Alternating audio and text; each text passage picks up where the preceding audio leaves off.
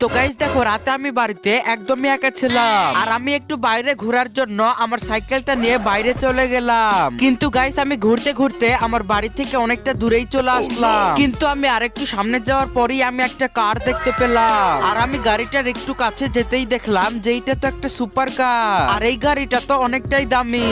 তো এইটার পর আমি সেই গাড়িটা নিয়ে সোজা পুলিশ স্টেশনের দিকে রওনা দিয়ে দিলাম। তো গাইস আমি যতক্ষণে পুলিশ স্টেশনে যাচ্ছি ততক্ষণে তোমরা প্লিজ এই ভিডিওটিতে একটি লাইক করে চ্যানেলটিকে অবশ্যই একটি সাবস্ক্রাইব করে দাও গাইস প্লিজ। আর এরপরে আমি সেই গাড়িটা নিয়ে পুলিশ স্টেশনে চলে আসলাম এবং আমি সেই গাড়িটা সেখানে খাড়া করে পুলিশকে সকল ঘটনার কথা বলে দিলাম আর তারপরে আমি আমার বাড়িতে চলে গেলাম। কিন্তু এর পরের দিনই আমার কাছে একটা ফোন আসলো। আরে ভাই, কিছুদিন আগে আমার একটা সুপার কার হারিয়ে গিয়েছিল আর সেই গাড়িটা কালকে রাত্রে পুলিশেরা পেয়ে গেছে আর তারা আমাকে বললো যে সেই গাড়িটা নাকি তুমি পেয়েছিলে। তো আমার গাড়িটা আমাকে দেওয়ার জন্য তোমাকে অনেক ধন্যবাদ।